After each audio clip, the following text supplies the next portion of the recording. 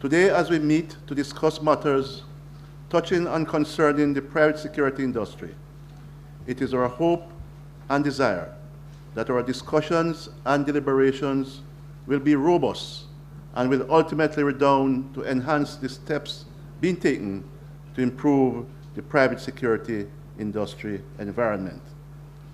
These series of consultations by the PSRA is having to do, as we say, with the meeting of the minds. This as we pool our collective skills, our knowledge and experiences to guide the formulation of policies and suggested amendments to the 23-year-old PSRA Act.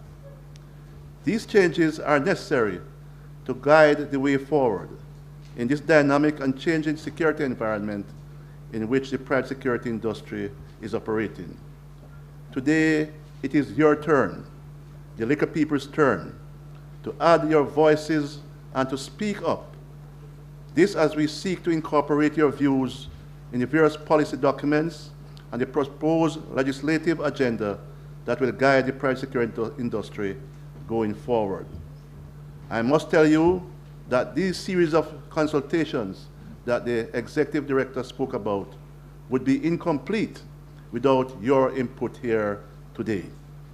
I must also tell you that the areas of discussion since we have taken these consultations on the road, in a manner of speaking, are, but not limited to, the incorporation of the private security industry into the national security architecture, the opportunities and challenges for the private security industry in a logistic hub economy, the adoption of certification standards for registration of private security practitioners.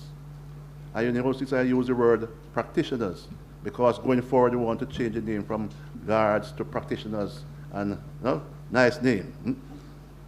Proposal for the amendment to the Private Security Act, PSRA Act rather.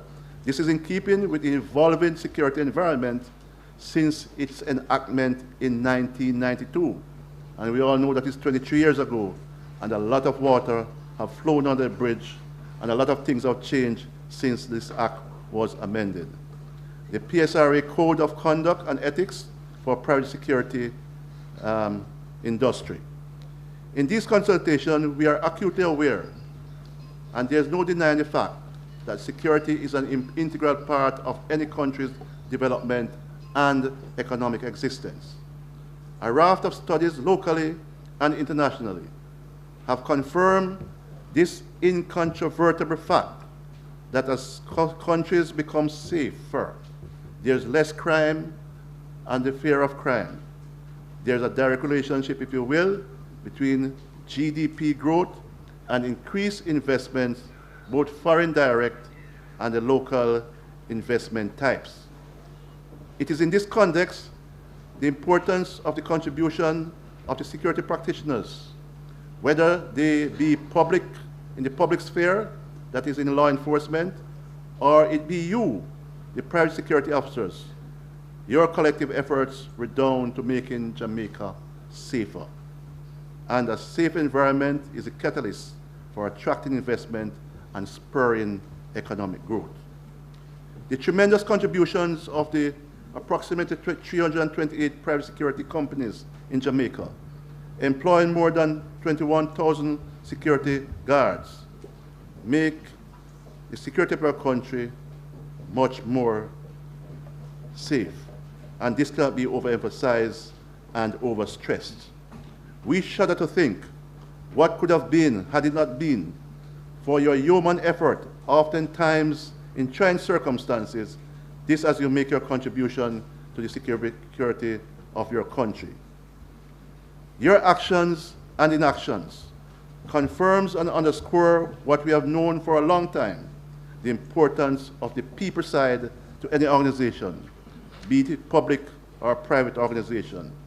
You, the members of the 21,000 plus security officers in the private security industry, the majority of whom are at the base of your respective organization, bereft of lofty titles and positions. But because of your strategic position, There is strength in numbers, and your collective contributions to the security and safety of your locations, and by extension, the wider Jamaica, is tremendous, and that is putting it very, very mildly. You are the doers in your organizations. You carry out the plans and policies of your respective organizations. Plans and policies, if not acted upon positively, can amount to just pretty words on paper. You operate where it matters most, where the rubber hits the road. You are the face of your organizations at the airports, the seaports, in the factories, in the centers of commerce, in the hotels, in universities and colleges, and the list goes on and on. At places and locations where public security, that is law enforcement, are not and cannot cover, this because their numbers are not infinite. And I might add that the growing importance of the scope of the private security is an international phenomenon. The Boston bomber in the United States of America might not have been caught but for the input of private security. As you perform your duties efficiently, your companies should become more attractive in the marketplace. Their bottom lines should improve. By your actions and inactions, you are contributing to a safer Jamaica, which is a public good. This public good, a safer Jamaica, then, as I said earlier, becomes a catalyst for investment and development. You, by working hard, are contributing to the viability and the sustainability of your respective companies and are enhancing your security of tenure, that is, making your jobs secure. Management must see in 21st century Jamaica the importance of the people side to their viability and the sustainability of their businesses and organizations. And you too, as security practitioners, must also see the importance of your effort to the viability and sustainability of the companies or organizations in which you work. And by doing so, you're enhancing, as I said, your security of tenure, making your job secure.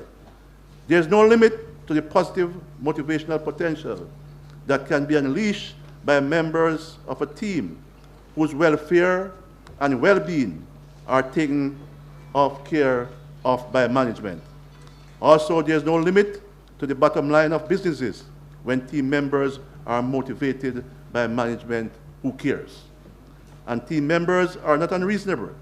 They will work with management once they know that their remunerations are the best given in the given circumstances.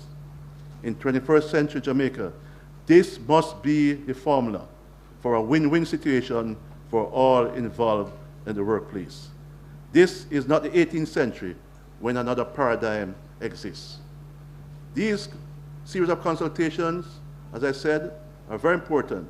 This as we want your voices to be heard in the formulation of plans and the way forward in terms of the incorporation of the private security industry into the national security architecture, the expanded opportunities and challenges for the private security industry in a logistic hub economy, the adoption of certification of standards for the registration of private security practitioners, proposals for the amendment of the PSRA Act, proposal for the Code of Conduct and Ethics, and other issues germane to the welfare and well-being of you, members of the private security industry. This is a time for you to speak up about what you would like to see as we try to get the PSRA Act amended and in a general way craft policies and strategies to create the enabling environment for all stakeholders in the private security industry to develop and prosper, and by extension, Jamaica land we love. It is my prayer that success will crown our efforts as this consultation continues here today. Thank you. God bless you all.